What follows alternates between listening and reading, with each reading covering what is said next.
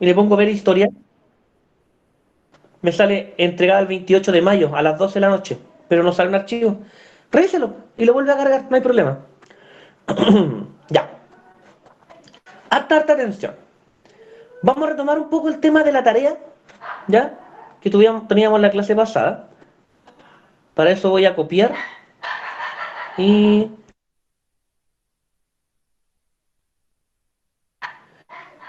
y voy a pegar acá para que podamos ver. Ya, ahí sí. Algunas cosas importantes. La tabla que estamos construyendo tiene un sentido de agrupación de datos. Si usted se acuerda antes de esto, nosotros estábamos viendo medidas de dispersión. Y ahora empezamos a ver tablas. ¿Cómo se conectan las dos materias? Bueno, nosotros vamos a ver dos formas de sacar la medida de dispersión. Una de ellas va a ser para datos agrupados. Los datos agrupados va a ser siempre que construyamos tablas. Las tablas son los datos que se agrupan. Cuando sean datos no agrupados, vamos a sacar la medida de dispersión como la habíamos sacado hasta ahora. En este caso, se le van a sumar algunas cosas más a nuestra tabla. La frecuencia ya la han trabajado, que es el número de veces que se repite un dato. También se le denomina en este caso la frecuencia absoluta, es decir, cuántos elementos tengo de cada una. Hoy día nosotros vamos a sumar dos cosas. Vamos a sumar una frecuencia acumulada, que es la que se obtiene sumando las frecuencias absolutas en relación a la que ocupa la última posición, y la frecuencia relativa que ustedes ya le han sacado, y la frecuencia relativa acumulada. Lo nuevo del día serían estas dos cosas más una marca de clase. ¿Qué va a ser la marca de clase? Va a ser un valor representativo de un intervalo y se va a calcular como el promedio de los límites que estén entre la cota inferior y la cota superior del intervalo. Harta atención. Nosotros hasta el momento habíamos construido tablas que lo que nos permitían era ordenar ciertos datos, ¿cierto? Supóngase, voy a inventar, que vamos a hacer un estudio distinto ahora, que va a tener relación en este caso con las edades de ciertos grupos. ¿Ya? Imagínense que estoy viendo la frecuencia de vacunación de COVID. En este caso, ojo, el intervalo puede comenzar de mayor a menor, o sea, del más grande e ir bajando, o del más pequeño e ir subiendo. En ambos casos tiene un sentido lógico. ¿Cuál es la gracia? Que nunca, jamás tengan valores alternos. ¿Qué significa? Que acá, por ejemplo, está el 3, acá el 2, acá el 8, acá el 7. Hay gente que ordena así, sí, pero eso no le entrega ningún dato estadístico representativo. Por lo tanto, siempre tiene que tener una razón de orden. En este caso, yo voy a comenzar del más pequeño al más grande. Voy a cambiar un poco el orden de lo que siempre he hecho. ¿Por qué hacemos intervalos? Porque antes perfectamente nosotros teníamos un puro número. Ahora no, ahora estamos construyendo intervalos de datos. Muy fácil, porque cuando son demasiados datos, o sea que hay demasiados datos, el intervalo te permite que la tabla se reduzca en tamaño. Entonces, ya que voy a... Yo la borré mucho. Voy a borrar. Para eso hacemos la construcción de intervalos, con la finalidad que se reduzca en tamaño. Entonces acá tenemos x sub i. Supóngase que estoy viendo en este caso rangos de vacunación. Hace poquito se habilitaron vacunas. El Instituto de Salud Pública, el ISP, validó que la vacuna puede ser, si no me equivoco, entre jóvenes de 12 y 16 años. Entonces nosotros vamos a pensar que es así. Sería intervalo cerrado. Siempre empieza cerrado, no se le olvide eso. Y aquí voy a poner el 12. ¿Por qué? Porque es el primer dato. ¿Ya? Coma. Y el último dato es que tengan este intervalo.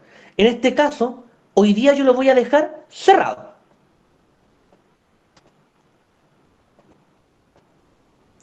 Ojo, es distinto. Antes nosotros habíamos trabajado abierto. ¿De qué depende? Depende de cómo usted está ordenando los datos. Si para usted es más sencillo dejarlo abierto, lo deja abierto.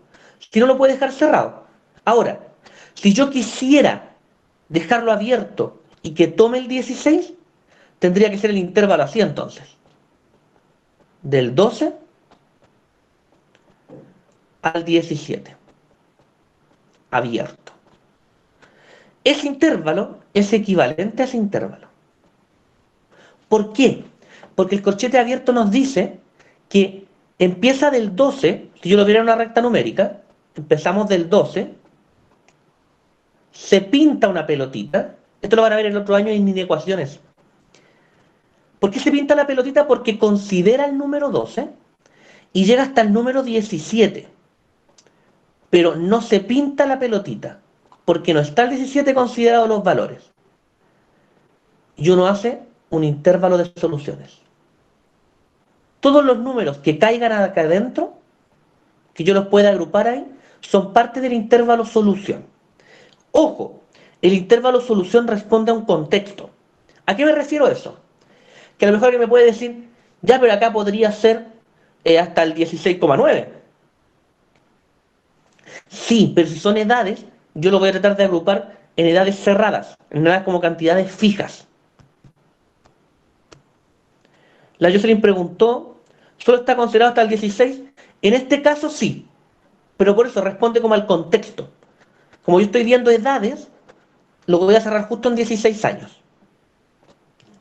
Ahora, a lo mejor, estoy viendo otro tipo de datos, no que no tenga que ver con edades. Entonces, podría tomar, si yo lo dejo así, hasta el 16,9 periódico. Por eso, para no caer en esas cosas, en este caso dejarlo cerrado es lo mejor. Me aseguro que no me caigo en esos debates de cuál será más grande, cuál será más pequeño, cuántos datos caben. No. Dejar cerrado me ayuda a no tener interpretación. Voy ahora entonces a seguir completando la tabla. Ojo, hay veces que dejar abierto ayuda muchísimo. ¿Cuándo? Cuando tenga datos decimales. Por ejemplo, si estoy viendo notas. Las notas siempre van en decimales, por lo tanto dejarlo abierto me ayuda. Si fuera, por ejemplo, estoy inventando un intervalo entre el 5 y el 6 y lo dejo abierto, bueno, acá si son notas, yo puedo colocar el 5,8, puedo colocar el 5,9. Pero si estoy hablando de cantidad de asistentes a un cumpleaños, no me sirve dejarlo abierto. Yo tendría que obligatoriamente a los asistentes dejarlos cerrados, porque son cantidades completas. ¿Se entiende la diferencia de abierto y cerrado? ¿O no muy bien todavía? Profe, ¿puede volver a explicarlo, por favor? Obvio. Antes de completar la tabla para el ejercicio voy a volver a explicar. Miren, supóngase usted que estamos haciendo una tabla que tiene que ver con asistentes a un cumpleaños. Entonces, en un cumpleaños tengo de 2 hasta 8 personas. Como son personas, voy a tener que cerrar el 8. Me conviene, no es que tenga, me conviene mucho cerrar el 8. Porque así considero todas las personas entre 2 a 8 asistentes. Supongamos que en la fiesta número 1 asistieron 6 personas. A lo mejor tengo cantidades de 2, tengo de 5, tengo de 8. Distinto es si yo tuviera otra tabla y estuviera hablando de notas. Las notas toman valores decimales. Entonces, en ese contexto, si yo tengo, por ejemplo, notas del 3 al 4, no me conviene dejar cerrado el corchete, me conviene dejarlo abierto, porque así puedo tomar valores decimales que se acerquen al 4, pero no lo tomen. Por ejemplo, acá tú tienes el 3,5, el 3,6, el 3,7, el 3,8, hasta el 3,9. Yo, por ejemplo, acá tengo perfectamente un 3,9. Las notas parten del 3, llegan al 3,9, pero nunca alcanzan a ser 4, porque el 4 sería parte de otro intervalo, entre 4 y 5, entre 5 y 6, Perdón, entre 4 y 5 debería ser ahora entre... Ah, sí, está bien, lo voy haciendo ascendente. Y después entre el 6 y el 7. El último siempre va cerrado. Eso no se debate. Porque yo necesito considerar el último valor. El primero y el último van cerrados. ¿Ya? ¿Cuál es el consejo? ¿Cómo saber cuándo abro? ¿O cómo saber cuándo cierro? Cuando sean valores que pueden contener decimales, me conviene dejarlo abierto. Si no va a tener decimales, me conviene dejarlo cerrado. ¿Mejora, Jocelyn? Sí, profe, gracias. Ya, no hay problema. Ahora, son finezas matemáticas que de repente uno piensa, pucha, ¿para qué? El sentido que ayudan es darle una mayor rigurosidad al método algebraico. Perdón, al método gráfico en este caso. Por eso tenemos que construir gráficos después. Mire lo que vamos a hacer. Voy a hacer intervalos por grupo etario de vacunación. Póngase que partimos con el primer grupo, de 12 a 16. Voy en este caso a considerar cerrado. Después tendría yo otro que podría ser, si tengo 12 hasta el 16 estoy considerando 12, 13, 14, 15, 16. 5 años, ojo con eso, 5. Por lo tanto, mi nuevo intervalo también tiene que tener 5 años. 17, 18, 19, 20, 21.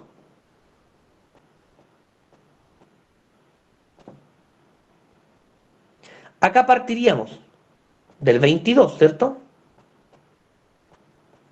22, 23, 24, 25, 26. Y ojo, usted va a notar que ahora hay como un patrón. Porque ahora, ¿de cuál parte? Del 27 hasta el 31. ¿Se da cuenta que hay un patrón que se repitió acá? Y ahora, con toda seguridad, viene del 32 al 36.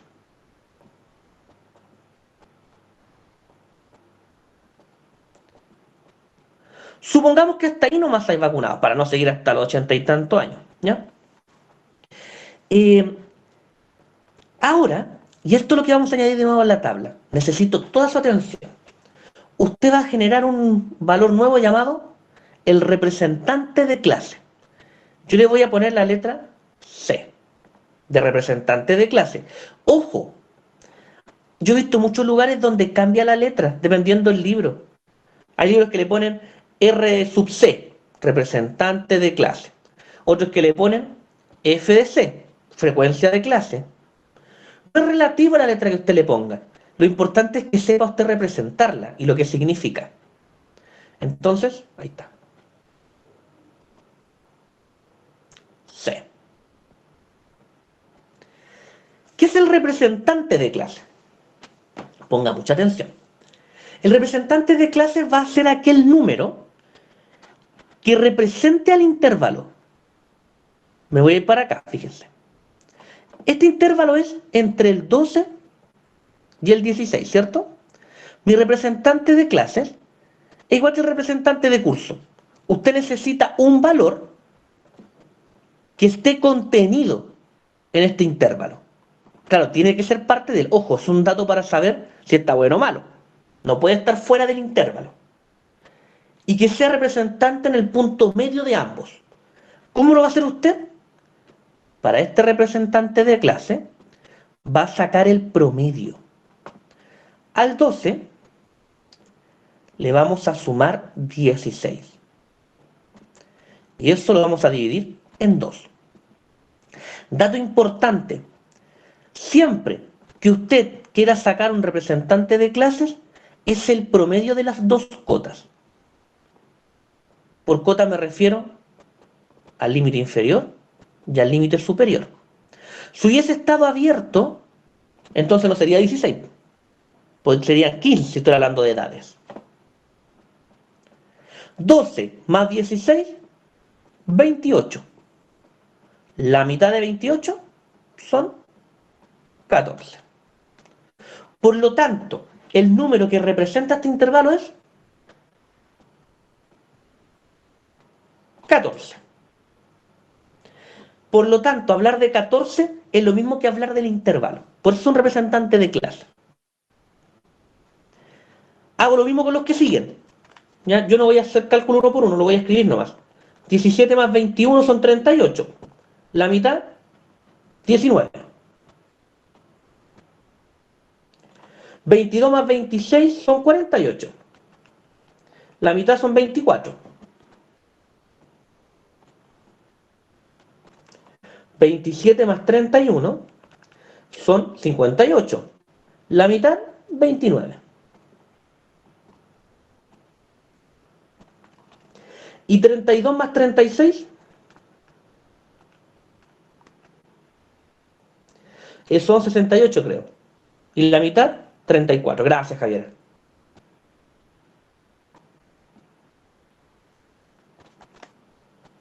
¿Para qué estoy sacando esta columna? Bueno, porque hoy día queremos sacar promedio a partir de las tablas. Acuérdense que en clases anteriores usted ya sacó medida de dispersión. Cuando sacaba varianza, desviación estándar, rango, pero lo hacíamos con datos sueltos, pues estaban al aire libre. Ojo, cuando son poquitos datos, por supuesto tiene mucho sentido hacerlo así. Pero cuando es una cantidad exorbitante de datos, yo necesito una tabla. Y lo que no sabemos a la fecha es cómo sacar promedio de una tabla. Entonces, ahí yo tengo mi representante de clases. Voy a obtener ahora la frecuencia. Para esta frecuencia, yo voy a inventar datos. Ya no son datos reales, claramente. Voy a decir, por ejemplo, que hay 8 vacunados, que acá hay 12 vacunados, que acá hay solamente 4 vacunados, que acá tengo 3 vacunados, y acá tengo 15 vacunados. Siempre para este tipo de ejercicios yo necesito conocer el N. El N es el total de la muestra.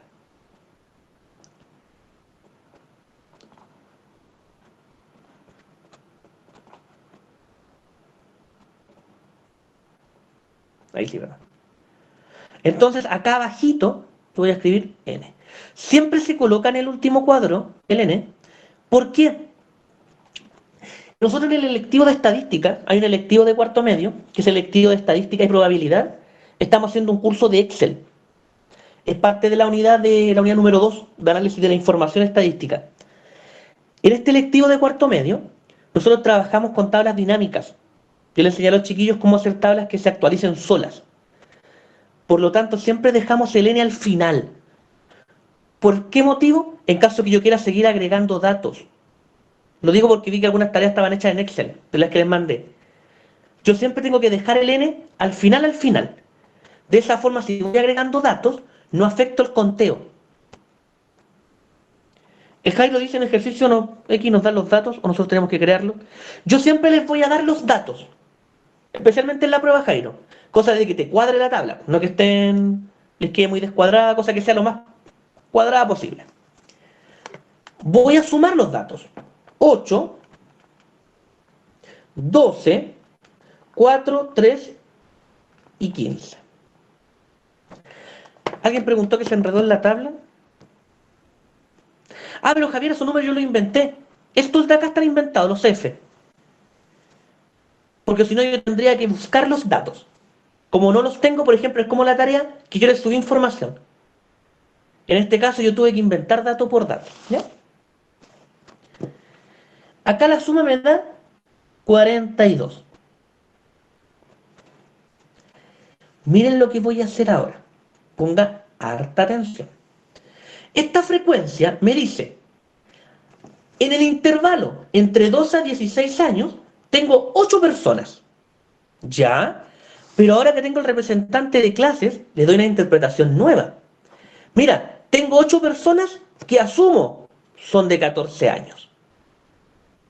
¿Por qué? Porque ese 14 años representa la clase. Ahora acuérdense que nosotros hablamos que la media tenía sus falencias. Que era sensible a los datos extremos, tenía todo un problema. Ahora como los intervalos no son tan grandes, no es tanto su falencia. Acuérdense siempre que la estadística es una ciencia de interpretación. Por lo tanto, siempre estamos acercándonos a datos. Pero es muy difícil tener el dato 100% real. interpreta y analiza de forma aproximada la realidad. Por eso existe el representante de clase, porque, bueno, a lo mejor se vacunaron puros cabros de 14 años, como puede que no. Puede que sean de 12, de 16, de 14, 14, 14, 15. El representante de clase me da como un aproximado de la realidad. Entonces, mira, ¿sabes qué? Tengo 12 personas en este intervalo de 17 a 21. Deben ser de 19 años, pues es mi representante de clase. Eso estimo yo que es. Hasta ahí. ¿Dudas, preguntas, consultas?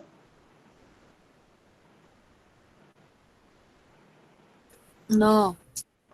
Yo en la prueba les puedo preguntar esto. En la frecuencia donde existen mayor cantidad de personas, ¿cuál es el representante de clase? A ver, en la frecuencia donde hay mayor cantidad de personas, el representante de clase es 34.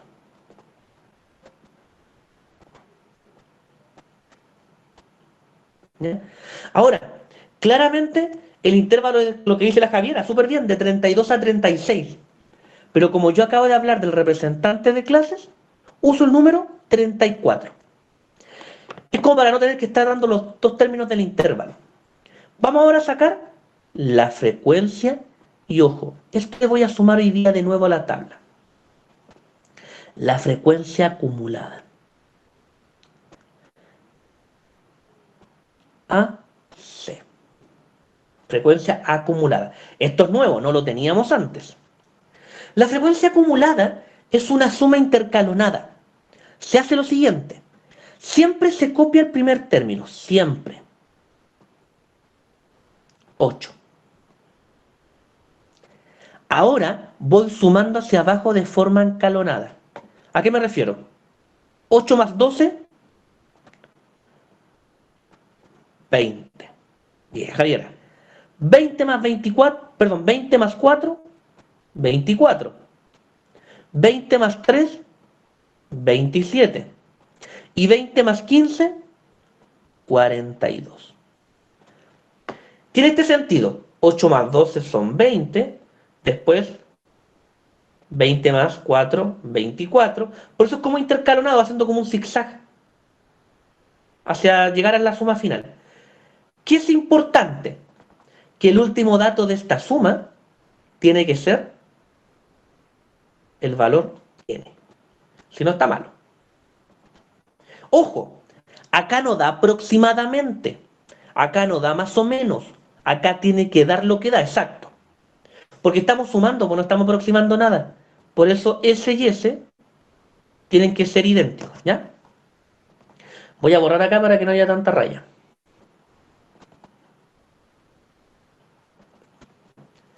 Voy a hacer lo siguiente ahora. ¿Para qué sirve la frecuencia acumulada? Bueno, responde preguntas como ¿hasta dónde y hasta cuándo? Por ejemplo, oye, ¿qué cantidad de personas que se vacunaron están entre los 12 y 21 años? A ver, entre 12 y 21. Tengo estos dos intervalos. Para no estar sumando uno por uno, tú te diriges a la frecuencia acumulada. 20. Es como que yo hiciera una frecuencia nueva y juntara la cantidad de intervalos. Por ejemplo, oye, ¿qué cantidad de personas que se vacunaron están entre 12 y 31 años? Entre 12 y 31, 27. Siempre responde esa pregunta. ¿Qué cantidad? Nos permite saber cómo agrupar valores y responder de forma inmediata a partir de la tabla. ¿Hasta ahí vamos bien o habrá alguna pregunta? Súper bien ya. Voy a continuar entonces yo. Acuérdense, si de repente me quiere parar y hacerme una pregunta, me la hace, ¿eh? Ya, yo no tengo problema. Ahora vamos a sacar la frecuencia relativa. A ese le ponemos un F sub R. Para la frecuencia relativa, nosotros hacíamos lo siguiente. Dividíamos cada dato de la frecuencia en el total. O sea, 8 dividido en 42. En este caso la Yossi nos dice que es 0,33. 8 dividido en 42.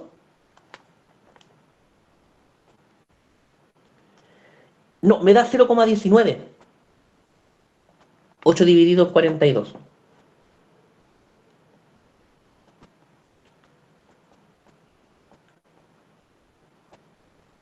Pero un poquito, no se preocupe.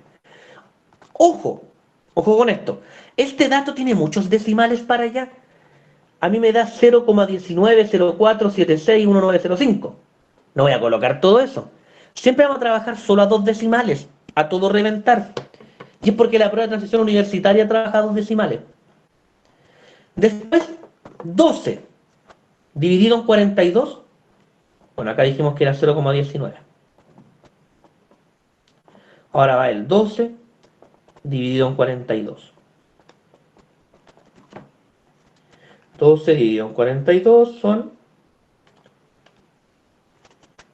0,28. Muy bien, muy bien. Ahora fíjense, es 0,28, pero la calculadora dice 0,28, 5, 7 y continúa hacia allá.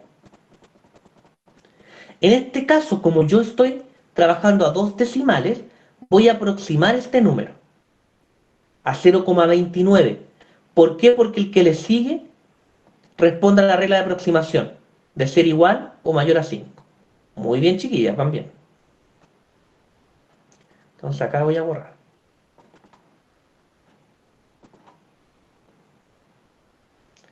0,29. Ahora iríamos en 4 en 42. 0,10 nos dice la Jocelyn. 4 dividido en 42. Sí, aproximadamente 0,10. Da 0,95, pero aproxímelo, súper bien. Nos falta ahora el 4 en 42, ¿nos queda? Ah, perdón, ya lo hicimos. 3 en 42.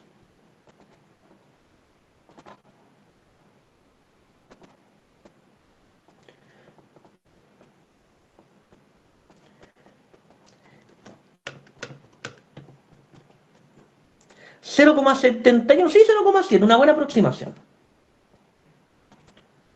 0,7 y nos queda 15 dividido en 42.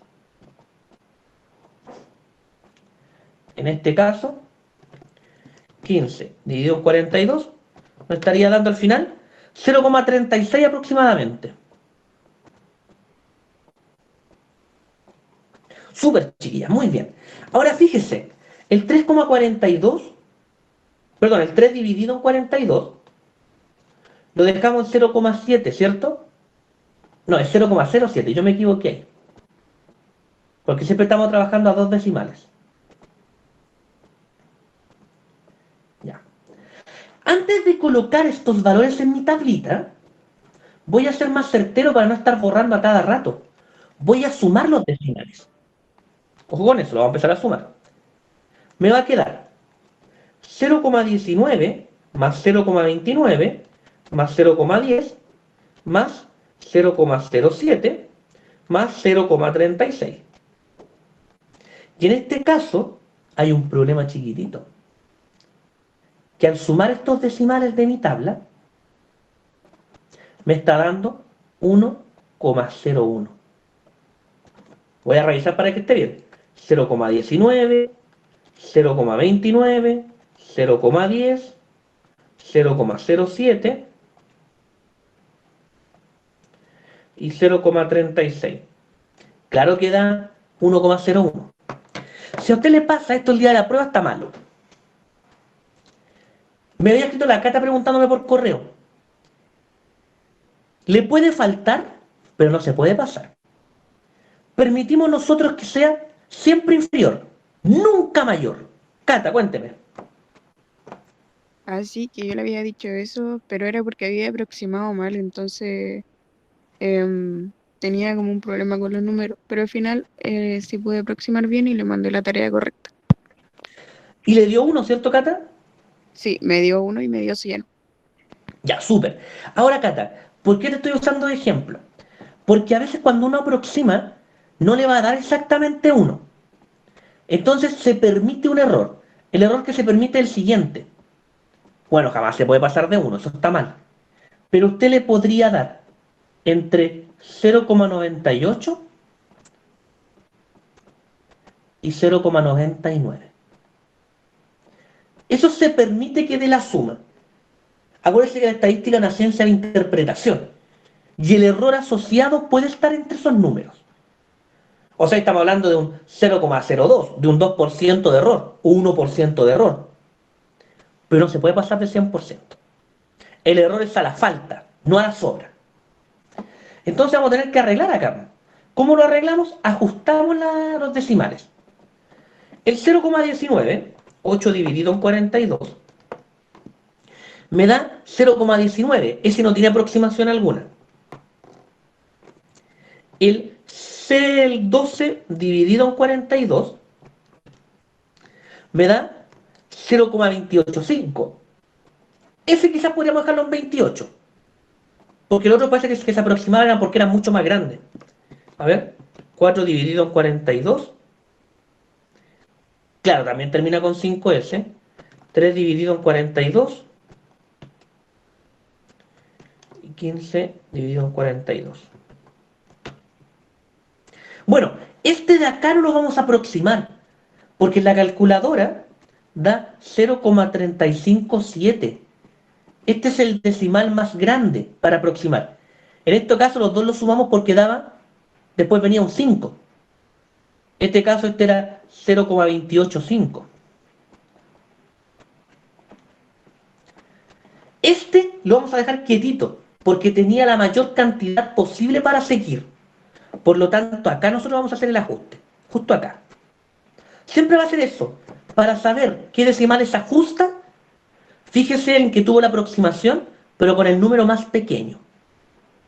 Profe, entonces ahora es 35 y ya no es 36. No, no, no. Ese sigue siendo 35. Ah, ya. Nosotros lo que vamos a ajustar, Jocelyn, es acá. En estos dos números que están acá. El 29 podríamos ajustarlo y dejarlo en 0,28. ¿Cómo lo supe? Elegí. Esa decisión la toma usted. ¿Cuál de los dos va a aproximar? A lo mejor en la prueba alguien elige dejar el de abajo como 0,09. Depende de cada uno de ustedes.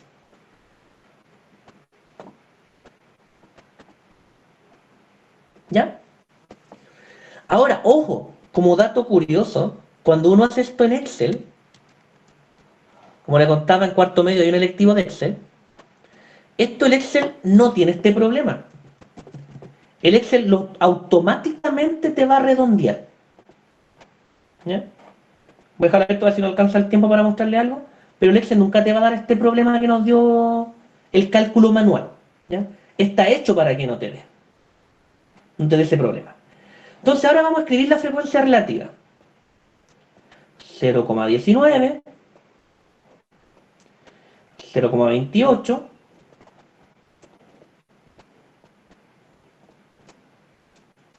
uy, se puso a llover, 0,10,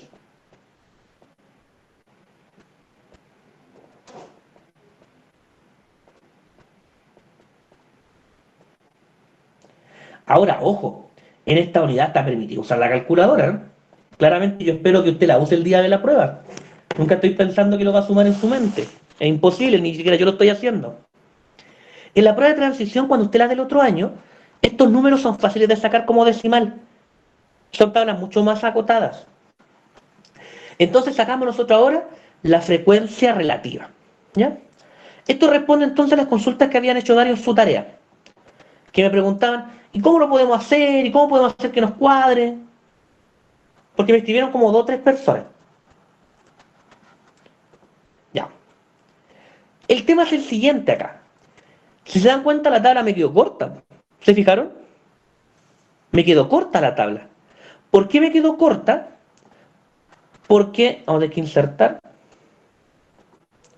porque hoy día agregué la frecuencia acumulada y el representante de clase. Entonces, una columna a la derecha. Por lo tanto, estos numeritos acá los vamos a tener que reducir un poquito en tamaño.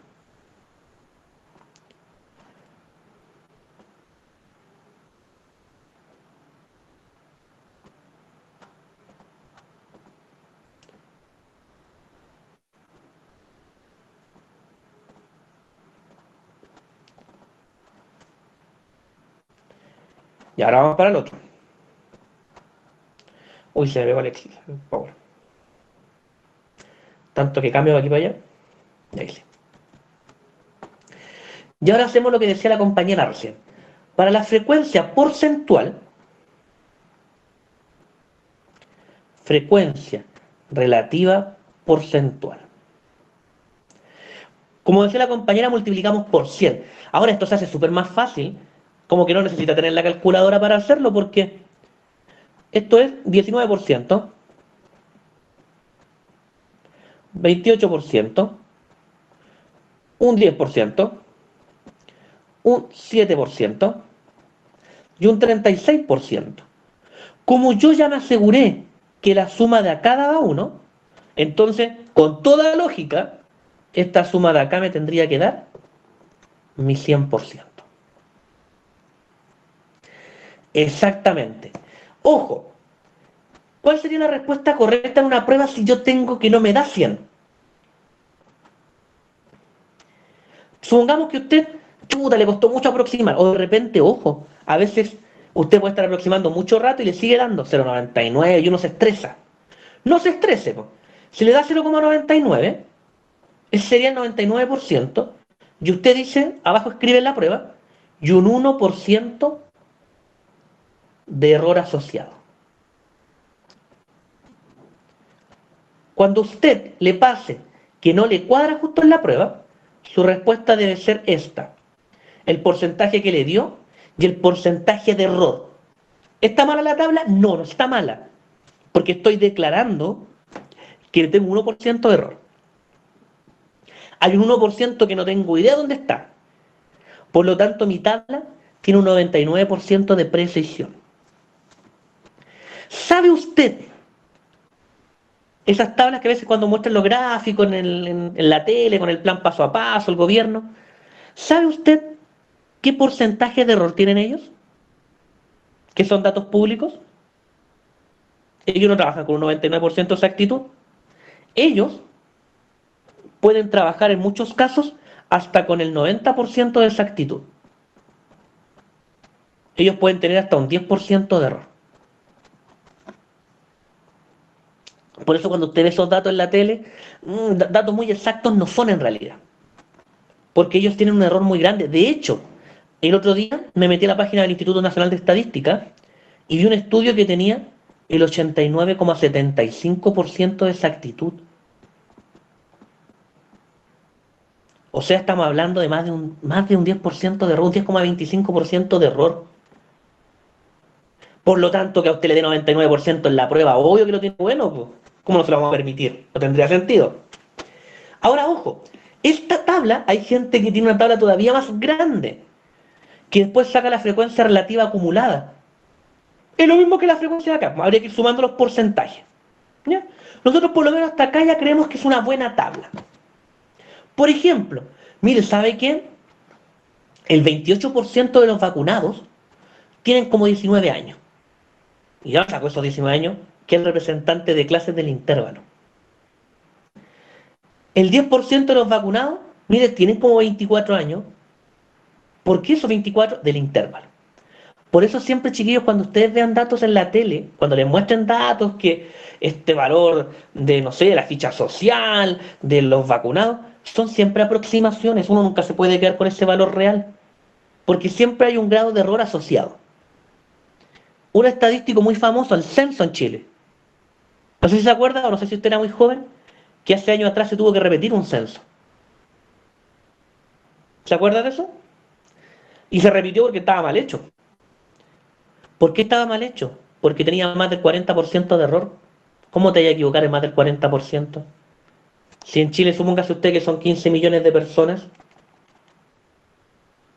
estamos hablando de cuánto. de 600.000 personas que te equivocaste. No te voy a equivocar en sumar 600.000 personas. Ahí hay un error. Me parece que fue un poquito antes, pero se han mandado hartos cóndoros con los censos. Esto es lo último que vamos a ver hoy día de tablas. ¿Ya? Lo último, y con esto vamos a terminar. Ojo, después de esto vamos a retomar el tema de los datos de dispersión, porque usted ya sabría cómo construir su tabla completa. ¿Ya? Aquí hay un ejemplo. Yo le voy a subir el Power después para que lo pueda ver con calma. Intervalos. Una pregunta que al momento nadie me había hecho es, ¿y el intervalo cómo lo hace? ¿Como a usted le da la gana? Bueno, de momento sí, lo hemos hecho de esa forma. Y no es correcto matemáticamente. Ahora, tampoco estamos mal porque se da cuenta, yo me aseguré que todos los intervalos tuvieran la misma cantidad. Entonces desde ahí está excelente la tabla. Pero piensa si fueran muchísimos datos más, o si fueran datos decimales. Claro, porque aquí yo no necesité usar el método que le voy a enseñar ahora, porque los datos eran muy certeros. Eran datos cuadraditos, yo los cuadré, cosa que me salía lo más bonito posible. Pero en la tarea de las notas no era tan bonito. Por lo tanto, vamos a aprender un método que nos va a ayudar a nosotros a saber cómo determinar intervalos. Para calcular la cantidad de intervalos, cuántos intervalos yo voy a tener, necesitamos una muestra, siempre una muestra n. Y vamos a utilizar el método Sturges. El método Sturges es un método que usted le va a permitir saber cuántos intervalos va a tener que obtener. En el ejemplo anterior, T es igual a 1, 3,3 por el logaritmo de 42. ¿Se fija por qué motivo uno espera que use calculadora? Ahora, ojo, si en la prueba de transición a usted le pidieran calcular intervalos, claramente le van a dar un n que sea parte del logaritmo, por ejemplo 100, 1000, cosa que sea fácil de calcular. De acá tenemos lo siguiente. 1 más 3.332 por el logaritmo de 42. Y este dato me está dando, ojo, son siempre aproximaciones, más o menos 6,4 intervalos. Por lo tanto, yo diría, mira, más o menos 6. ¿Se da cuenta que nunca es exacto? ¿Cuesta mucho que esto sea exacto? Claro, porque si hubiese sido 6,5, a lo mejor puede haber dejado 7 intervalos. ¿Ya? Siempre aproximación. 6 intervalos. Nosotros en el ejercicio que hicimos teníamos 1, 2, 3, 4, 5. Ahí estaríamos fallando en un intervalo según la exactitud. Teniendo la cantidad de intervalos, que son 6, vamos a saber la amplitud de cada uno de ellos. ¿Qué va a hacer usted? Va a obtener A igual el valor máximo menos el valor mínimo. En este caso, 36 menos 12. ¿Siempre es así? Siempre. ¿Se da cuenta que apareció el rango? 36 menos 12. Partido en K, que a nosotros nos dio 6. Bueno, 36 menos 12 son 24. Y 24 partido en 6 son 4.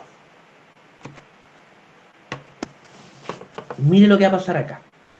Vamos a nuestra tabla. 1, 2, 3, 4, 5. Lo hicimos con uno menos de la exactitud matemática. Y el intervalo, uno dice del 12 al 16 tiene 4. No, pues acuérdense que se considera el 12. 12, 13, 14, 15, 16. 5 valores. Con la tabla que yo construí hoy día, yo no hice 6, hice intervalos de 5 con una amplitud de... ¿Cuánto era? De 5 también. Si yo le preguntase ¿Hay un error? Sí, hay un error en la aproximación, porque deberían ser 6, por lo tanto tengo un intervalo de error, y el rango debería ser 4 números. Tengo un valor del rango que no estaría correcto.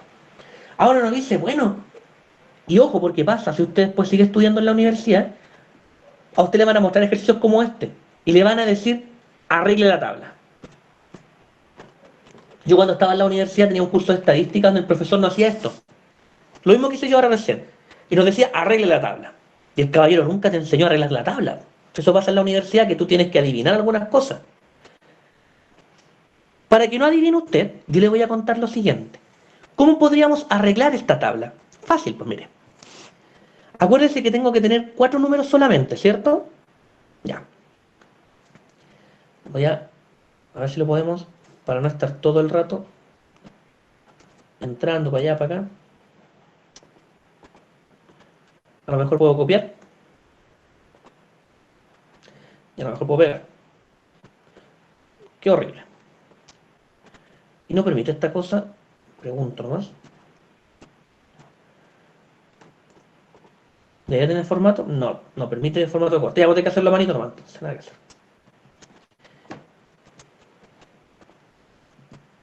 Ya, mire. El intervalo era del 2 al 16. Ah, pero más fácil. Más fácil. Para eso existe el santo paño. Ahora sí, ya. ¿Ve? Esto es lo que yo tengo, ¿cierto? Ya. Voy a correr esto un poquito para acá. Para tener el espacio para arreglar. Y esto para acá.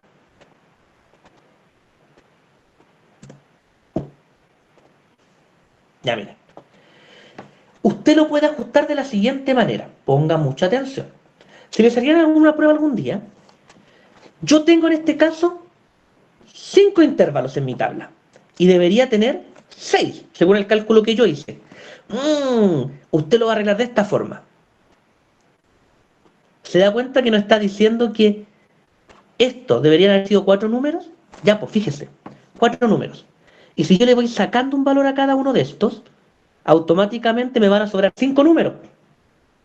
Sí, pues porque le voy a sacar un valor acá. Si le saco acá tengo un valor, otro valor, otro valor, otro valor, otro valor. Y con esos valores yo me hago otro intervalo. Ojo, siempre como son aproximados puede haber un intervalo que no cuadre. Uno sí, no todos. Entonces yo podría hacer, mira, acá está mi ajuste. Parto del 12, pero son 4 valores nomás. 12, 13, 14, 15.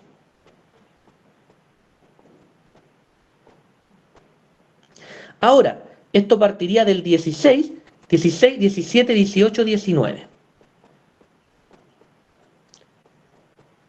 Acuérdense, tengo 4 datos porque toma el 16 y el 19. Después sería del 20, 20, 21, 22, 23. No, no todo de nuevo, porque en la prueba yo si le pregunto solamente le voy a pedir, le voy a mostrar, mire, se hizo la siguiente gráfica. Ajuste los datos del intervalo, nada más. Nunca te van a pedir hacer una tabla de nuevo, porque lo que estamos haciendo nosotros es reajustar para el error. Así que tranquilo, no, nunca le voy a pedir cómo sería una crueldad le pidiera eso. 24, 25, 26, 27.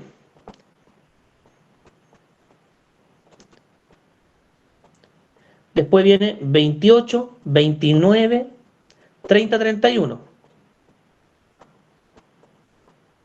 Y acá está el problema, fíjense. Ya tengo 5 intervalos, ¿cierto? El último, claro, va a partir del 32, pero hay que cerrarlo hasta el último número nomás. Hasta el 36. Y el último no me está quedando de 4, me está quedando de 5. ¿Se da cuenta que siempre va a haber un error, incluso en el reajuste? ¿Por qué un error? Porque este número está aproximado. Por lo tanto, ese intervalo ya viene aproximado. Inclusive en el ajuste del error también hay un error. Esta tabla yo diría que es el intervalo perfecto, como debería haber sido. Y aún así, obtuvimos un intervalo que tiene un pequeño error. ¿Ya? ¿Qué le puedo preguntar en la prueba yo? Considerando la siguiente tabla, realice el ajuste de intervalo. Claramente esta prueba debe ser un poco más corta que la otra, porque los ejercicios son más largos, yo ahí lo entiendo, así que tranquilos. Chiquillos, hasta lo que hemos visto